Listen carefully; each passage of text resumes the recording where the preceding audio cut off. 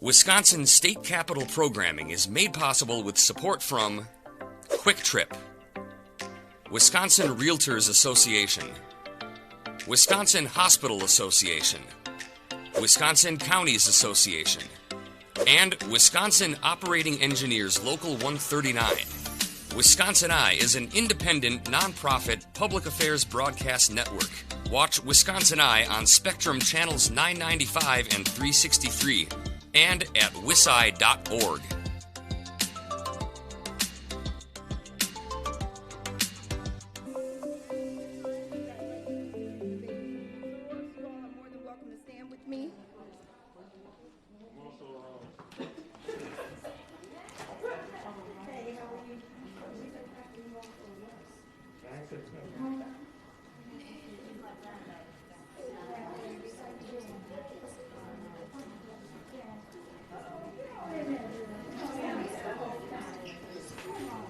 You're standing with me. Some people can stand right on the side. Some people will fill you in. Just come on in. We got good photographers. Our Capitol photographer. He'll help me make sure everybody can be seen, right? We can make sure you're seen. Do you have something to stand on? The microphones are like really No, I don't. But can you? I can't. I don't have a box. But what they normally do, maybe if you pull it, can you pull it to the side? Yeah. That might make it a little easier. Yeah. How's that? Is that better? Works for me. And then you can see me. Try that. Wherever you want to. In the front, that's good. And if you're speaking, make sure that that you can see me, so you can come right up to speak. And you have the speaking order. You have your programs in front of you. Come on in, Sally, because you're a speaker. Representative Baldeh, come on up by me. Senator Johnson.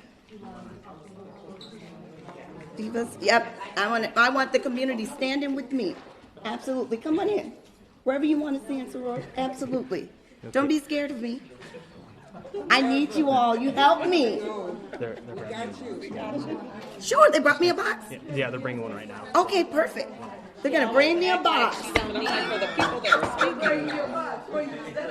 So they want me so there's going to be a short delay. I got to have a box to stand on. Okay. We're going to Is there anybody else on the side? They want me to be a step taller. How is that?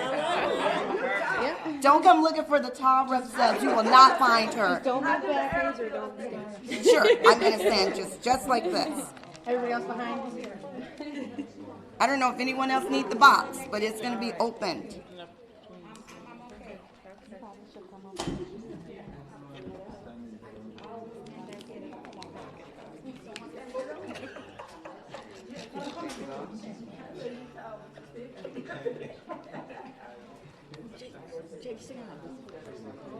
Are we ready? Anything we're waiting on? We have more? Come on in. Step right on in. Okay, sorry. You know, you could probably move a few people over on that side. Sure. Be so proud. If a couple want to come stand on the side, because once I finish standing, the box is going to be moved. And I'll be back down. Samba, you could probably go there. Low.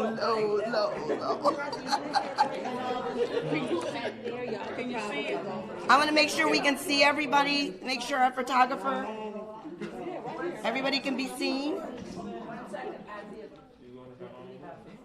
Oh.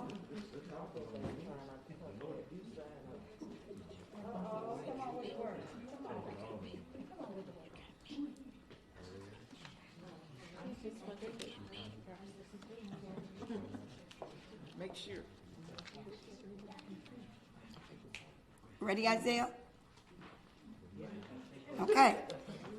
Well, good afternoon and welcome to the deregulation of natural hair braiding celebration of this bill. Good afternoon. My name is State Representative Sheila Stubbs, and I am honored to be standing here today with so many beloved members of our community and so many of you that have helped me make this historical moment. I am proud to announce today that Wisconsin is the 31st state to eliminate barriers for natural hair braiders, and that is our podium print right here that tells you that we made state number 31.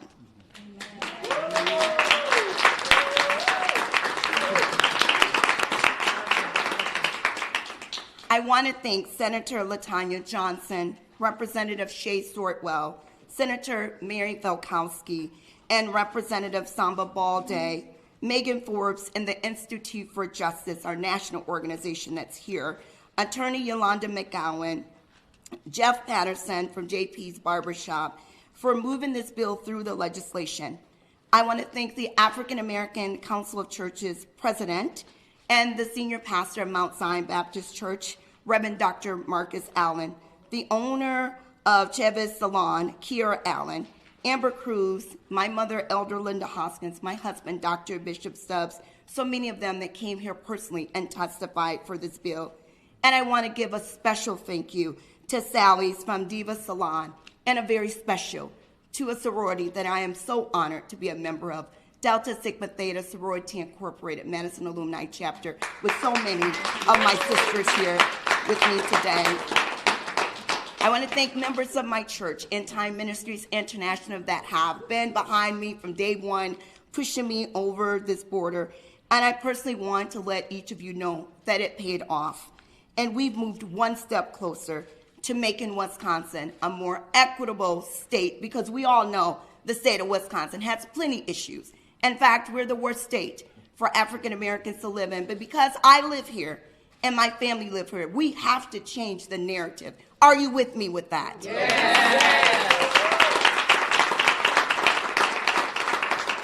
African-style hair braiding is a natural and ancient craft that provides so many talented practitioners pathways to self-sufficiency and entrepreneurship.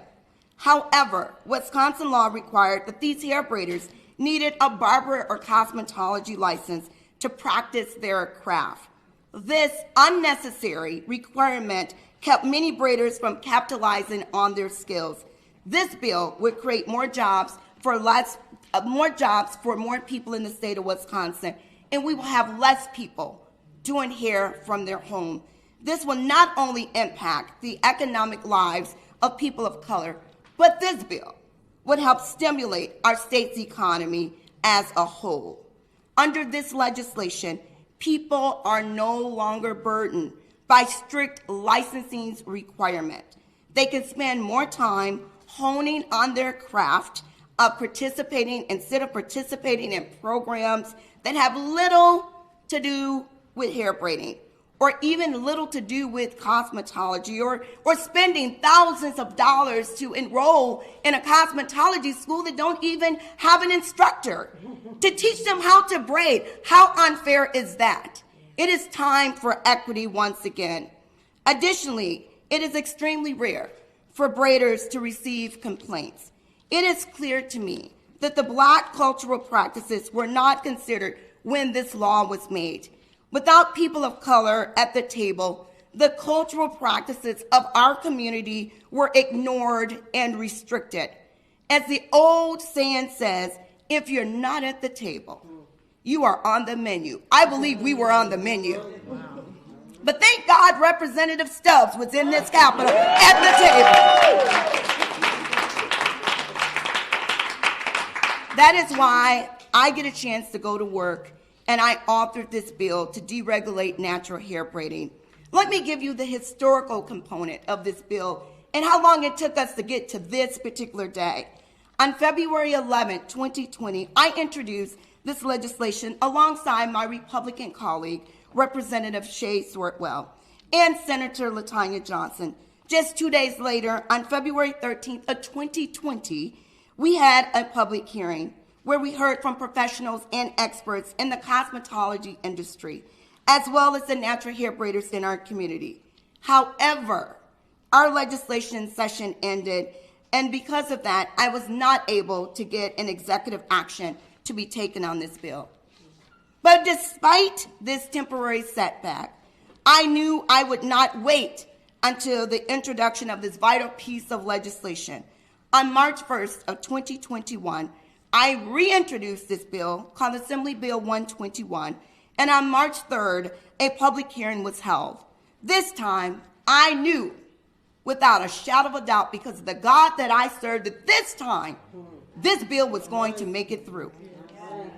On March 11th, the Assembly Committee on Regulatory Licensing Reform passed the bill into the Assembly floor with bipartisan support. A special thank you to my co-author, Representative Sortwell, who actually was the chair of the committee, for his diligence. In fact, I'll tell you something you probably didn't know. He was the lead author on this bill. But he realized in 2021 something was wrong with that picture, a white male with no hair, leading a bill for hair braiding. And so he kindly said, Representative Stubbs, you should actually be the lead. And I, without a shadow of a doubt, accepted that responsibility and said, absolutely, I agree with you. Without the diligence of him, we would not be standing here because it was the first committee to take action. On March 17th, the entire Assembly voted 88-5 to send this legislation to the Senate. On April 1st, Senator Johnson and I testified on the Senate Committee of Insurance Licensing and Forestry. We spoke on the many opportunities that this reform provides and the real impact that we have within our community. The committee then took action on May 12, 2021. The vote was 4-1 to pass this vote on to the Assembly floor. A special thank you to Senator Felkowski, who chaired that committee, for her leadership on getting this bill passed. Then finally, on June 23rd, the Senate voted to send this bill to the governor to be signed into law. Thank you, Senator Johnson, for your diligence on getting that bill completely passed on the Senate floor.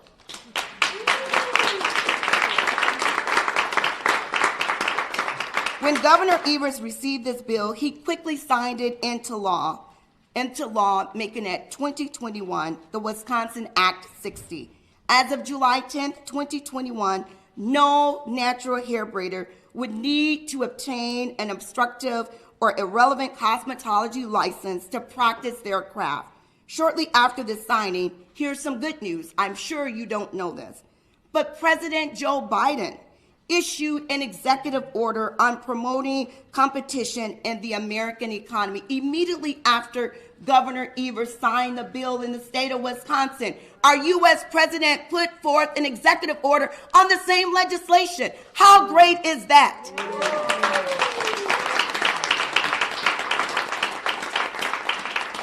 In this particular order, President Biden directs the Federal Trade Commission to remove unfair occupational licensing requirement to take into how burden this impact hair braiders that travel from state to state.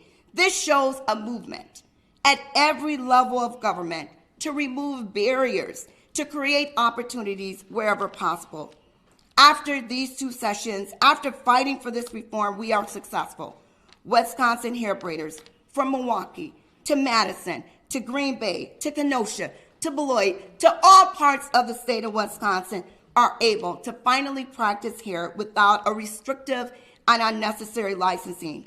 Because this bill, braiders across our state can feel free to work from home with their skill, to contribute to our community, to be entrepreneurs, and to be extremely successful. By opening the doors for hair braiders across our state, we are promoting the freedom to succeed. As UCLA Professor Kimberly Crenshaw once said, the empowerment of Black women constitutes the empowerment of our entire community. I am proud to say that Wisconsin is now in a place where hair braiders are empowered to utilize their craft to create a real economic success. Thank you again for standing with me today. I know that we will continue to do great work across the state of Wisconsin because you are with me, Representative Stubbs. God bless each of you. And now we have a list of supporters who are going to be speaking to tell you the importance of what this bill means to them. Give me a moment. I'm going to step off this podium.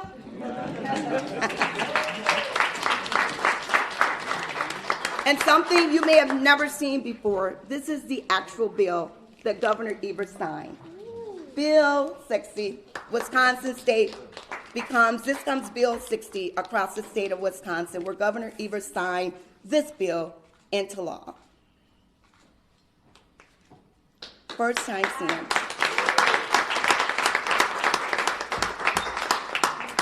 And now I am honored to bring up one of my colleagues who she and I spend significant time, who actually partners with me on the Senate side, Senator LaTonya Johnson. Thank you. Good afternoon. I'm State Senator LaTonya Johnson. I represent the 6th Senate District, which is located on Milwaukee's north and northwest side. I am so happy to be here today to recognize the enactment of 2021 Act 60, which will make it legal to engage in the practice of natural hair braiding without a barbering or cosmetology license. Act 60 isn't merely about getting our regulations right. By ending the confusion around whether hair braiders need a barbering or cosmetology license, it's about preserving the freedom to practice a tradition that has been handed down generation to generation, especially among African American women in this country. Act 60 aligns state statutes with what is already common practice in our community and will prevent natural hair braiders from running afoul of the law when providing this service. I am pleased that so many people voiced their support for this piece of legislation and that my legislative colleagues on both sides of the aisle worked together and voted for its passage to make this a bipartisan bill. Recently, state legislatures across the country have been revisiting their licensing requirements for hair braiding. With the enactment of Act 60, Wisconsin joins the majority of 30 other states, making this the 31st state, in allowing hair braiding services to be provided without a license. I would like to thank my favorite representative, but don't y'all tell the representatives in my district. Representative Sheila Stubbs for her dedication and her commitment to this issue and making sure that braiders all over this state had a fair opportunity to do a craft that has been passed down generation to generation. Before the enactment of this bill, they got their information based on who they're talked to, basically determined what requirements they were told that they needed. DSPS knew that this was an issue, so they weren't enforcing these requirements on hair braiding salons. But for so many of these women, if they reached out to the licensing board, they were told that they needed to complete hours of in-classroom accreditation. And for some of them, hair braiding wasn't even a technique that was taught. So it was important that we made this fair for everyone around the state. And Representative Stubbs wouldn't have been able to do this, as she said, without the help of Representative Sortwell and my fellow Senator Felkowski. Their work on this bill and their determination and commitment to see this through is actually what allowed this bill to pass. And now I am going to turn it over to Megan Forbes from the Institute for Justice.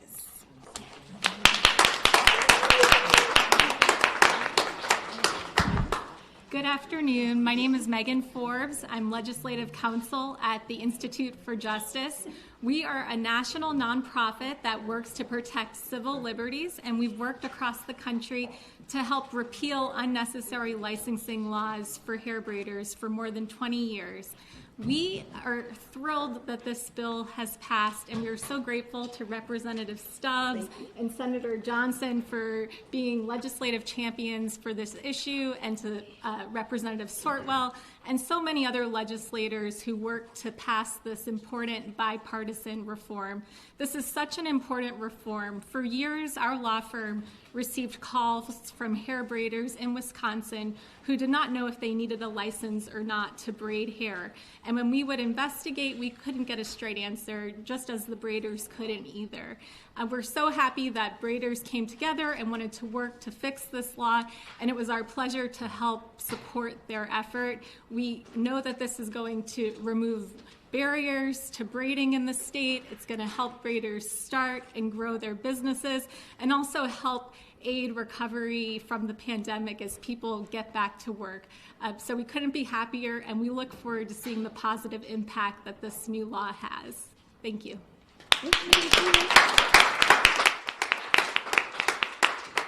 Next, we'll have Kiera Allen, the owner of Keisha's Salon. Come right on up.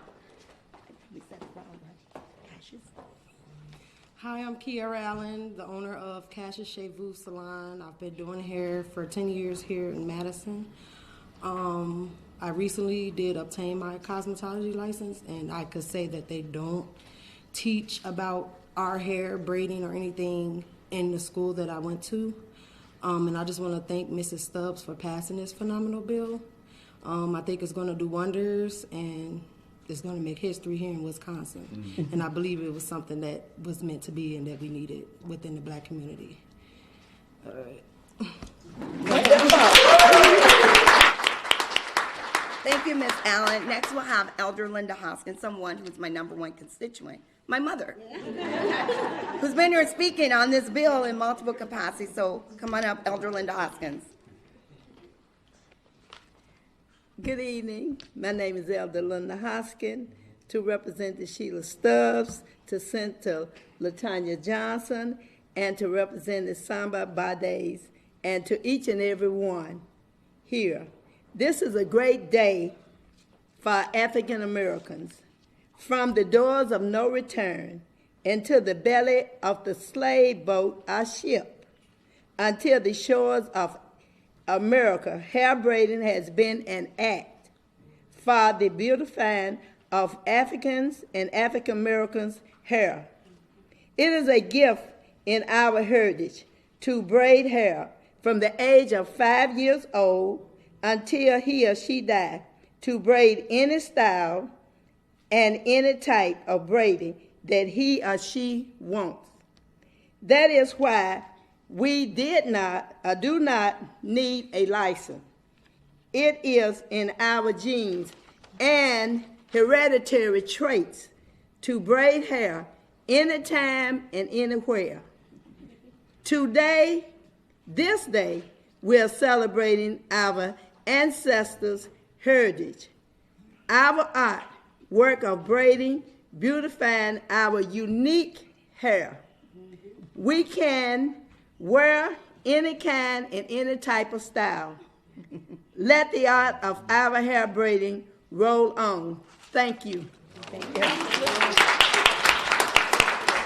Thank you, Elder Hoskins. Next, we'll have one of my great colleagues who was really instrumental in getting this bill done in the Assembly Committee on Licensing and Regulation, Representative Samba Baldeh. All right. Well, good afternoon, everybody. And good afternoon to my good friend here and my good friend here. My name is Samba Baldeh. I represent Assembly District 48. If you're not familiar where that is at the far east side of the city of Madison and the northern part of it. So it was about maybe 6 months or so ago when Sheila reached out and said, I have this hair braiding bill that probably will come to your committee.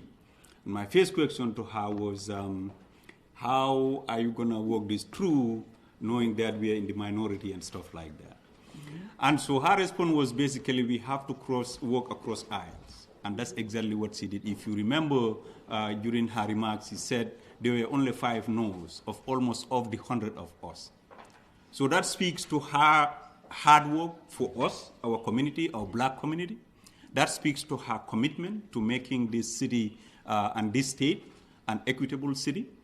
And so that speaks to her commitment to really responding to the challenges that we all faced.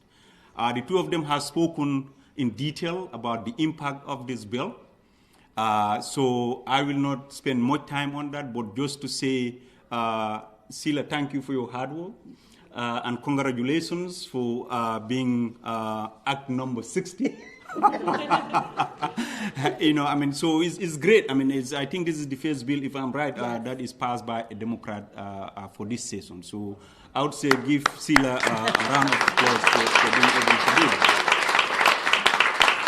Absolutely. So this is a big economic opportunity for our communities. I came from a country where you are not required to obtain any license or any form of training to really do these things that we grew up naturally. And so to be here, to come here, as a representative at the city council, but also here at the state level, I have had a lot of my immigrant community people come to me and say, Samba, we want to do this, but we are told we have to go to school, we have to take all this licensing. So this has removed that barrier and has brought us together more even from being an African American who's been here for many years, but also recent immigrants who've been struggling to deal with this system. So this is what it takes to be a good leader in a community. So thank you again, Sheila, for doing that, and you on the Senate side for supporting this. So I would like at this point to say thank you everybody for being here. I am looking to the opportunity to visit some of you who may open many more salons around my district or around the state. And so let's move this state and this city together. Thank you all very much. Thank you, my brother. Thank you. Wonderful. Next we have Sally Ali, who's the manager at Diva Salon, who's going to come and talk with us. Come on, Sally. Welcome. Thank you. My name is Sally. I'm from the West Africa, Ivory Coast. I've been doing hair more than 10 years. So today is a good day for us. Because what she done for us, without her, we don't know how we're going to do it. Many of us want to open salon, but they can't because they require so many paperwork that you can't afford it. And some African Americans too, they want to do hair, but they can't do it because they're required to go to school. And so whatever you want to do it, you can't. You're stuck. You have to look for different job to do. And in your heart, you know, you love doing hair, making people beautiful. But because of the requirement, you're stuck.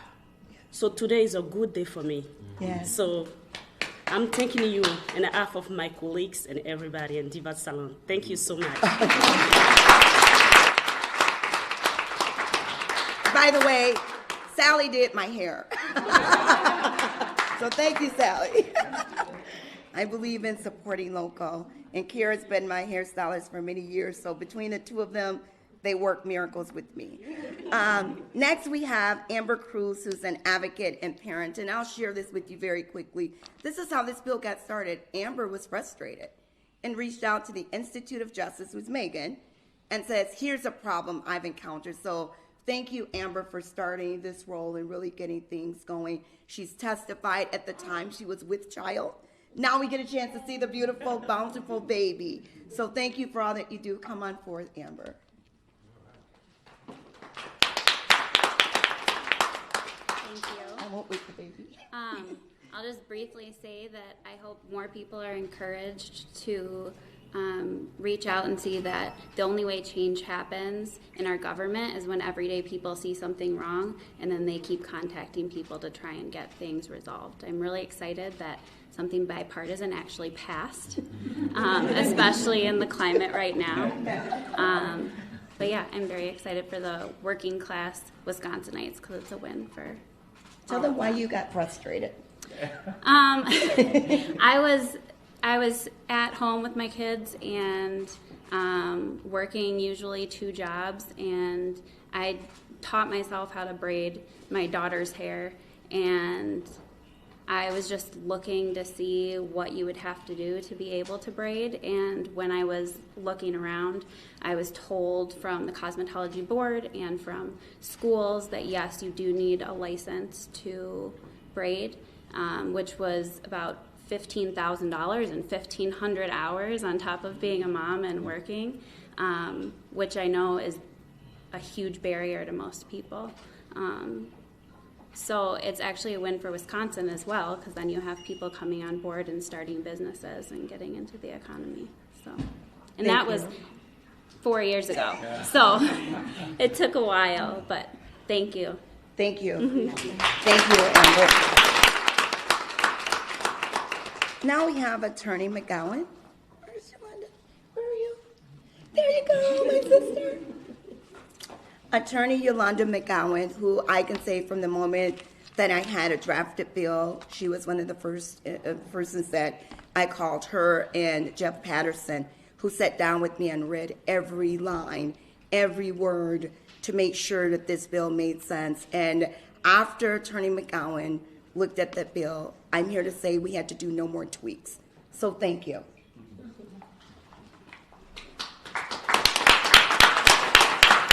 Thank you. Good afternoon, everyone. Good It is afternoon. definitely an honor and a pleasure to be here. Congratulations, Representative Stubbs. Thank you, Senator Johnson, and to all who had a part in making this happen.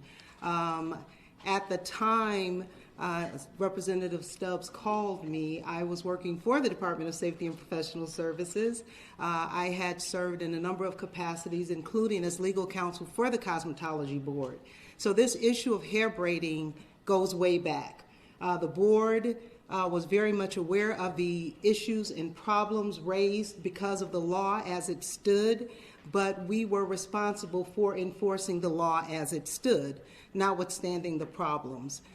So I am very happy to be here today and to have been a part of getting this changed so that people can have individual autonomy and go and practice in the way they wish to practice. For a number of people or a number of opponents, years back, the concern was safety. How do we ensure safety? I can tell you, having served that board, the Cosmetology Board, in a number of capacities, and having prosecuted cases on behalf of that board as well, we had very few, if any, in my tenure there. I was with the department for over 13 years. We had very few cases involving complaints against natural hair braiders, and none that definitely were actionable. So this is a very good move. It's a great opportunity for people to become self-sufficient, fiscally able to practice a craft that's been handed down from generation to generation. So congratulations, and let the money come in.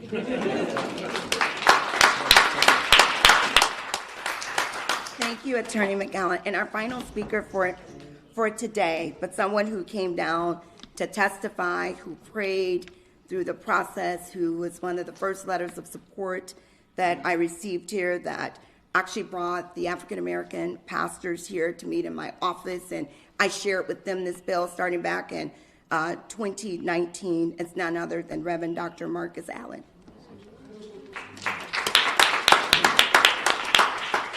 Good afternoon, everyone. Good afternoon. Truly, I am excited and grateful for Representative Sheila Stubbs and the great work that she's doing, being one of the newbies, amen. And she's able to get this bill passed. Let's give her a big hand clap of praise for that. Thank you to everyone who played a part in this, and also, again, hearing that this was bipartisan, it speaks volumes to the importance of this, and we can say we actually can do something together.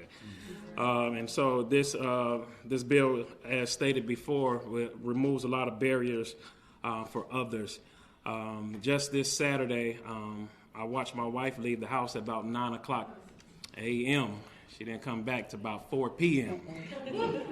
She was getting her hair braided. Hey? It's not yay. I'm like, yo, when you coming home? No, let me stop. I'm not up here venting, but I understand the importance of hair braiding, especially in our community as African Americans. And the main thing that we look at most issues is the ability to move the barriers that we face each and every day. And oftentimes, we really are not asking for handouts. And this bill will be something as a hand up. And so in our community, we're not asking to give us anything but opportunity. And right now, this gives opportunity to those to be self-sufficient, to start their own businesses and do the work they need to provide for their family and change the trajectory of their family for generations to come. And so we just so thankful for Sheila and all those who played a part in this. And we look forward to seeing more bills that help our community. Yes, sir. Amen. Yes, sir. More bills. More bills. More bills. She told me to do this, so I'm going to do it. More bills to help the 6% of population in this nation. That if you look at the African Americans in this state, if you focus on helping them come up, it'll make the state a better state. With anything, if you fix, amen. With anything, if you fix the tore down building on the block, it'll make the whole block look better.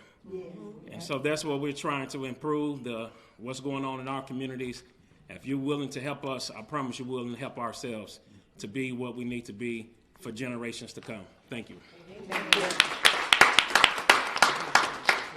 Thank you. We are concluded with speakers at this time. If you have questions from the press, we'll be open for any questions. Any of the speakers here? Any questions from the press?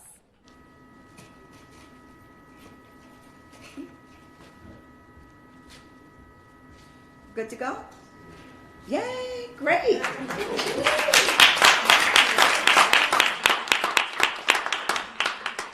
All right, if we wanted, can you get a nice photo of us out there maybe? On the staircase? We'll do it out right on the landing. Okay, so if you can all come out on the landing, we're gonna take a nice group photo. Thank you, Intermagene, for being here. Others, we're gonna go right out here and take a group photo. Thank you. Oh, you're welcome. I'm so glad you. This program is a production of Wisconsin Eye, an independent, nonpartisan, nonprofit media network with a mission to inform, educate, and engage the citizens of Wisconsin. Wisconsin Eye is the nation's first and only independently funded state civic broadcast network, providing gavel-to-gavel access to government proceedings and events at the state capitol.